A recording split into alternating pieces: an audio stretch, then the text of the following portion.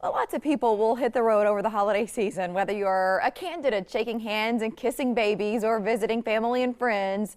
It's inevitable you'll encounter billions of germs. But the natural question is, how can you protect yourself and your family?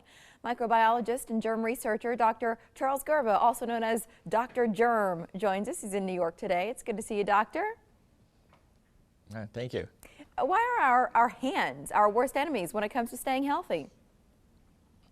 Yeah, your hands are the best friend a germ ever had because it's a very quick way of picking up viruses, particularly cold and flu viruses this time of year. When you touch surfaces that other people have touched or coughed on before, your odds are you'll pick up half of the viruses on those surfaces. Same thing when you shake people's hands. About 1/3 of the people with cold virus will actually have it on their hands, and every time they shake somebody's hands, they can transmit it. Probably the average presidential candidate, and during his handshaking and visiting at various events, will probably come into contact with billions of viruses during this campaign season, actually. So, I mean, I do that sometimes when I'm sick. I'll just give people like a little elbow bump. What do you say about the other common germ-spreading surfaces that we should be avoiding?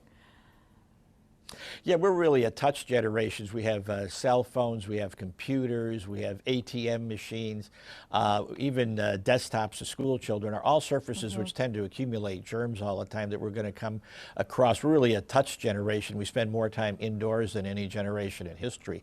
So we come across a lot more surfaces we can pick up germs on. You're really running a germ gauntlet all the time, and it's sort of like gambling with germs. Eventually, like in Las Vegas, you're going to lose, and that's why it's really important this time of year to be prepared and have in your medicine cabinet the right types of medication like Robitussin 12-hour cough relief, because every time you're going to cough, you're going to be spreading germs. Actually, when you cough, you'll cough out 100,000 droplets, and many of them contain a virus. So it's a good idea to have it not only to make yourself feel better, but also to help spread germs, particularly to your family and friends this time of year. The holidays are coming. You know, a lot of us are starting to prepare now. You know, where are we going? How are we getting there? Are there certain modes of travel that carry a greater risk for sickness? Yeah, in our studies, the germiest forms of transportation are actually trains, followed by buses, followed by airplanes. Actually, if you take a train, your risk of getting a cold or flu is 6 times greater than if you drove a car.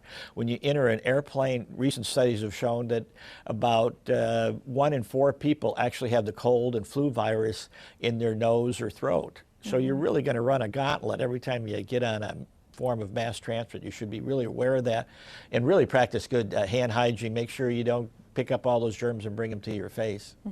What you're saying is it's impossible to avoid germs, but what can we do to better guard against them? I mean, you're saying don't touch certain things. I mean, I don't know how possible that is. Cover your mouth when you cough. What else?